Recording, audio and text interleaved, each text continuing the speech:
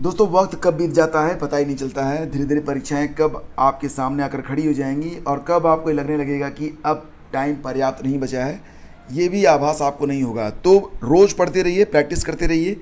UP triple S C पेट की परीक्षा आपको पता ही है, ये परीक्षा सितंबर में होने जा रही है, मध्य सितंबर में। इसके अलावा लेखपाल की परीक्षा 1 महीने से कम का वक्त बचा हुआ है। बीएड की परीक्षा होने ही वाली है। तीनों परीक्षाओं में कॉमन रूप से पूछे जाएंगे जीएस के प्रश्न।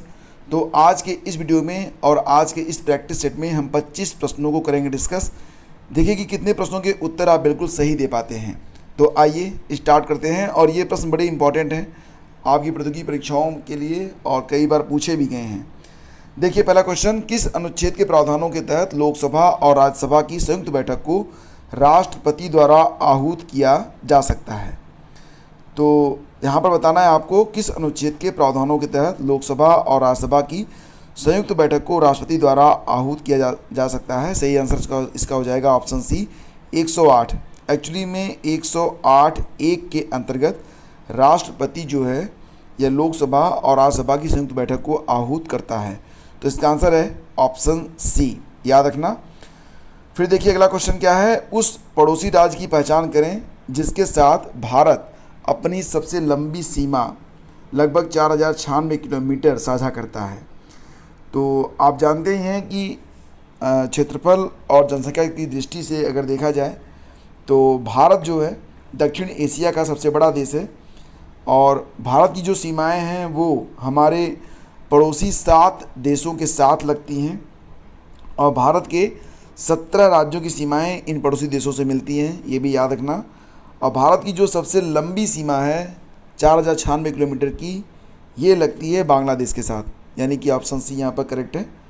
तो याद रखना इसको, ये काफ़ी इंपॉर्टेंट है। एग्ज़ाम में कई बार ये भी पूछा जाता है कि भारत के कितने राज्यों की सीमाएं पड़ोसी राज्यों से मिलती हैं, तो 17 राज्यों की, ये याद रखना आप। और ये भी प्रश्न में आ सकता है कि भारत के कितने पड़ोसी देश हैं जिनकी सीमाएँ भारत से मिलती हैं, तो 7 देशों की जो सीमाएँ हैं वो भारत से मिलती हैं। तो ये याद रखना आप। फिर अगला क्वेश्चन देखिए, ताजमहल के सुलेखक यानी कि कैलीग्राफर ने 1648 ईस्वी में इसकी रचना की और इसे पूरा किया था। तो ताजमहल के सुलेखक कौन थे? गयासुद्दीन अल बुखारी, मोहम्मद अब्दू? नहीं, सही जवाब है इसका ऑप्शन सी, अमानत खान सिराजी। ठीक है, तो ये याद रखना, एग्जाम के लिए काफ़ी इंपॉर्टेंट है। नेक्स्ट क्वेश्चन पे चलिए, निगम कर संघ के द्वारा लगाया जाता है और इसका जो विनियोजन है किसके द्वारा किया जाता है, ये प्रश्न है। निगम कर जो कि लगाया जाता है संघ के द्वारा और इसका जो विनियोजन है वो किया जाता है राज्य और संघ दोनों के द्वारा, यानी कि इस क्वेश्चन का ऑप्शन सी करेक्ट है। फिर देखिए अगला प्रश्न क्या है, निम्नलिखित में किसके शासनकाल में मुगलों और मराठों के बीच द्वंद्व प्रारंभ हुआ? अच्छा, एक युद्ध चला था 27 साल, 1780 से स्टार्ट हुआ और 1807 तक चला था। 27 साल चलने वाले इस युद्ध का नाम कोई बता सकता है? इसका आंसर है, इस युद्ध का नाम क्या था? ये था दक्कन का युद्ध। ठीक है, दक्कन का युद्ध। तो किसके शासनकाल में मुगलों और मराठों के बीच संघर्ष स्टार्ट हुए थे? औरंगजेब, यानी कि इस क्वेश्चन का ऑप्शन डी करेक्ट है, याद रखना इसको। ठीक है, फिर देखिए अगला क्वेश्चन, फ़ारेनहाइट स्केल में पानी का क्वथनांक कितना होता है? ये तो आप जानते ही हैं कि पानी का क्वथनांक 100 डिग्री सेल्सियस होता है, 100 डिग्री सेल्सियस। लेकिन अगर फ़ारेनहाइट में पूछा जाएगा तो ये हो जाएगा कितना, 212 डिग्री फ़ारेनहाइट, यानी कि इस क्वेश्चन का ऑप्शन सी करेक्ट है। पानी का जो गलनांक होता है कितना होता है सेल्सियस में, तो 0 डिग्री सेल्सियस होता है। लेकिन अगर फ़ारेनहाइट में देखेंगे तो ये होगा 32 डिग्री फ़ारेनहाइट। एक प्रश्न मैं आपसे पूछता हूँ, जल जिसको आप H2O से डिनोट करते हैं, IUPAC में इसका नाम क्या है? जल का जो IUPAC, साइंस वाले इसका जवाब देंगे। IUPAC में इसका नाम होता है ऑक्सीडेन। क्या नाम होता है? ऑक्सीडेन, ये याद रखना। फिर देखिए अगला क्वेश्चन, प्राकृतिक रेडियो एक्टिविता की खोज किसके द्वारा हुई? प्राकृतिक रेडियो एक्टिविता की खोज किसके द्वारा हुई? तो आंसर इसका Henry Becquerel, option D correct है। इंडिया डिवाइडेड नामक पुस्तक किसने लिखा है? इंडिया डिवाइडेड नामक किताब लिखी गई है लाला लाजपत राय के द्वारा? नहीं। महात्मा गांधी ने लिखी थी क्या? नहीं। डॉक्टर राजेंद्र प्रसाद? यस, ये करेक्ट है, यानी कि हमारा उत्तर है ऑप्शन सी। बिना दुर्ग के एकमात्र सिंधु नगर कौन सा था? बिना किले के बना हुआ, बिना दुर्ग का एकमात्र सिंधु नगर था चन्हुदड़ो, यानी कि इस क्वेश्चन का ऑप्शन डी करेक्ट है। ऑप्शन डी करेक्ट है। चन्हुदड़ो बिना दुर्ग का एकमात्र सिंधु नगर है और यह सिंधु नदी के बाएं तट पर स्थित है। यहाँ से बड़ी मात्रा में प्रसाधन सामग्री मिली है और एक औद्योगिक नगर मिला था। मैके का नाम आपको याद होगा। मैके ने यहाँ पर मनके जिससे माला बनती है, मनके की एक फैक्ट्री, कारखाना खोजा था। फिर देखिए नेक्स्ट क्वेश्चन, 13 ताली लोक नृत्य का संबंध किससे है? 13 ताली लोक नृत्य का जो संबंध है वो छत्तीसगढ़, मध्य प्रदेश, मणिपुर और राजस्थान। बताइए इसका उत्तर क्या होगा? जी हाँ, राजस्थान। अगर आपने गेस किया राजस्थान तो आपका उत्तर बिल्कुल करेक्ट है। राजस्थान के कुछ नृत्य और भी हैं जो कि एग्ज़ाम में आते हैं। इसमें एक है घूमर, दूसरा है कालबेलिया। तो ये दोनों भी आपको याद रखना है, ठीक है। फिर देखिए अगला क्वेश्चन, संविधान के किस संशोधन के जरिए भारत में आर्थिक आरक्षण पारित किया गया है? संविधान के किस संशोधन के जरिए भारत में आर्थिक आरक्षण पारित किया गया? अब यहाँ पर देखिए जो संशोधन दिए गए हैं, जो संशोधन 101 था, इसके द्वारा भारत में क्या लागू हुआ था? आपको याद होगा, जीएसटी। जो 102वां संविधान संशोधन था, इससे क्या लागू हुआ था? NCBC, national commission for backward classes, NCBC. 103वां जो संशोधन था, ये भारत में आर्थिक आरक्षण यानी कि ईडब्ल्यूएस से संबंधित है, इकोनॉमिकली वीकर सेक्शन। 104 वाला बताओ। 104 वाला जो आरक्षण था, 104 वाला जो संविधान संशोधन था, इससे क्या हुआ था? एंग्लो इंडियन का जो रिजर्वेशन होता है संसद में, उसे समाप्त किया गया। और क्या हुआ? एससी एसटी के जो आरक्षण की प्रक्रिया है उसे 10 साल एक्सटेंड किया गया। तो सभी याद रखना। फिलहाल यहाँ पर प्रश्न क्या था? भारत में आर्थिक आरक्षण संविधान के किस संशोधन के जरिए पारित किया गया था? इसका आंसर है ऑप्शन सी, संविधान संशोधन 103। चारों को याद रखना, इनमें से कोई न कोई एक क्वेश्चन बनता है एग्जाम में। सर्वप्रथम किस वर्ष में संविधान का संशोधन किया गया था? प्रश्न बेसिकली ये है कि जो पहला संविधान संशोधन था वो कब हुआ था? 1951 में हुआ था, यानी कि ऑप्शन डी करेक्ट है। और 1951 में कौन बताएगा कि राज्यसभा थी उस समय या नहीं थी? बताइए कि 1951 में संसद में जब पहला संशोधन हुआ तब राज्यसभा अस्तित्व में थी या नहीं? तो राज्यसभा अस्तित्व में नहीं थी 1951 में, याद रखना इसको भी। फिर देखिए, किस वर्ष गुरु गोविंद सिंह ने बैसाखी दिवस को आनंदपुर साहिब में सिखों की सामान्य बैठक बुलाई और खालसा की नींव रखी थी? 1679, 1684, 1699, 1705। कौन कौन इसको उत्तर पढ़ता है? हिंदी में लोग पढ़ नहीं पाते हैं। फिलहाल इसका आंसर है ऑप्शन सी, 1699। खालसा का मतलब होता है खालिस, मतलब विशुद्ध, निर्मल, बिना किसी मिलावट के। तो 1699 में धर्म और समाज की रक्षा के लिए खालसा पंथ की स्थापना की गई थी। तो ऑप्शन सी करेक्ट है। फिर देखिए, सुभाष चंद्र बोस किस वर्ष में कांग्रेस पार्टी के अध्यक्ष रहे थे? बताइए। 1932, 1938, हाँ 1938 में, ठीक है। द इंडियन स्ट्रगल नामक किताब किसने लिखी थी?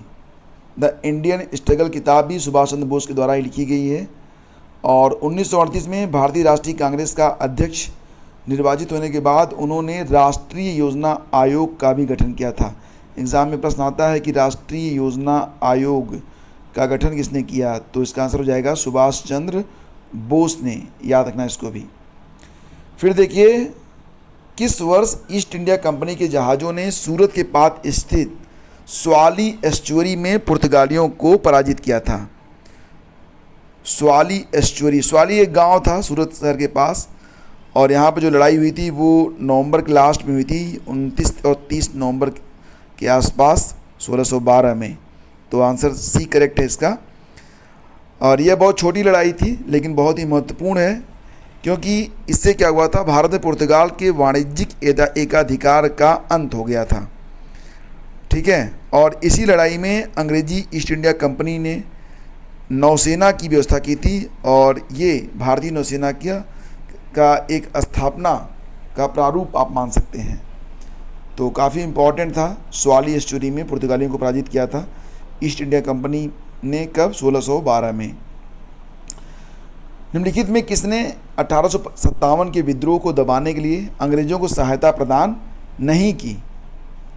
अंग्रेज़ों को सहायता प्रदान नहीं की थी किसने, ये प्रश्न है। देखो यहाँ पर 3 तो आपके करेक्ट हैं, ठीक है। कौन कौन से? 1857 के विद्रोह को दबाने के लिए अंग्रेज़ों को सहायता प्रदान की गई थी ग्वालियर के सिंधिया के द्वारा, हैदराबाद के निजामों के द्वारा और भोपाल की सिकंदर बेग के द्वारा। लेकिन अवध की बेगम हज़रत महल ये लड़ती रही थी। तो ऑप्शन बी करेक्ट है। फिर देखिए अगला क्वेश्चन, कौन सा पदार्थ बिजली का कुचालक तथा ताप का सुचालक है?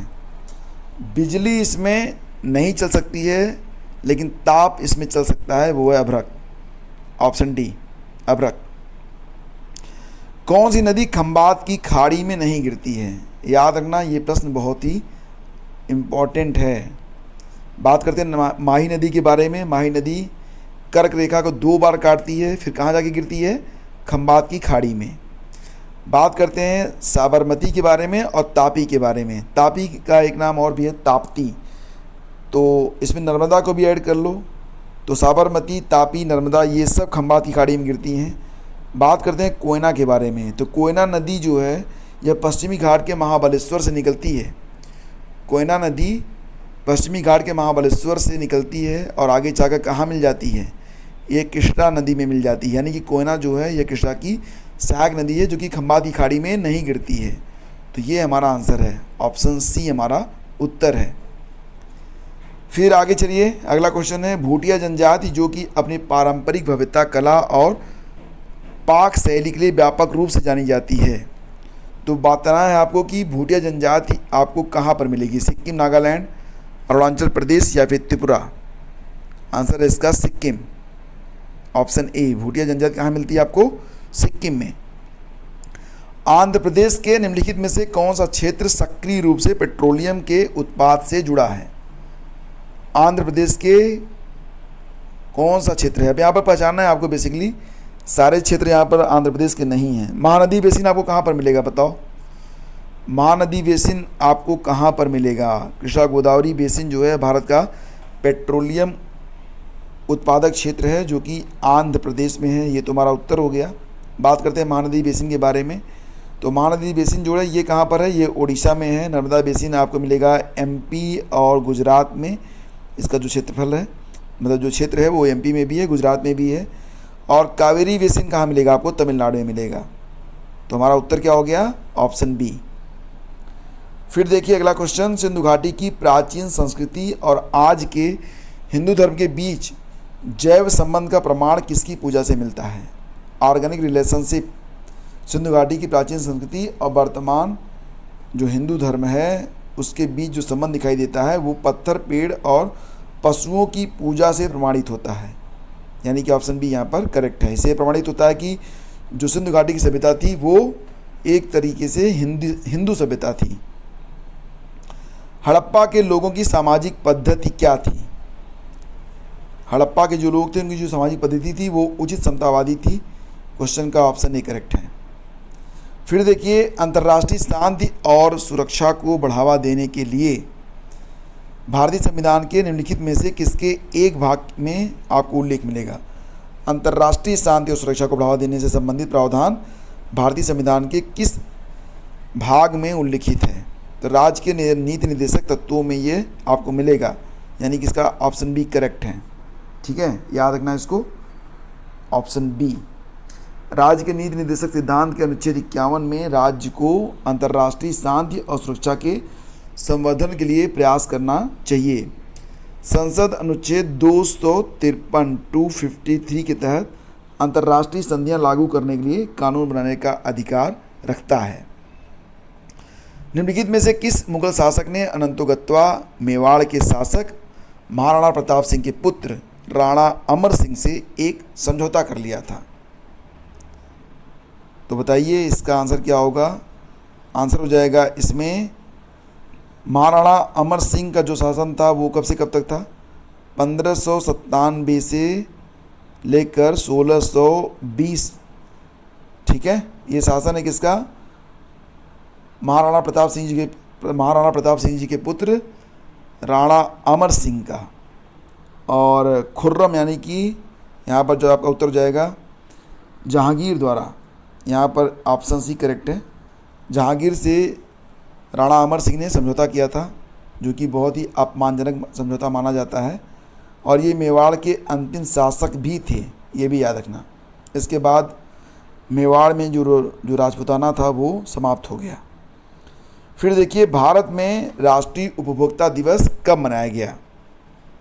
तो प्रतिवर्ष 24 दिसंबर को। अच्छा, ये विश्व उपभोक्ता दिवस कब मनाया जाता है बताओ? विश्व उपभोक्ता दिवस ये होता है प्रतिवर्ष 15 मार्च को।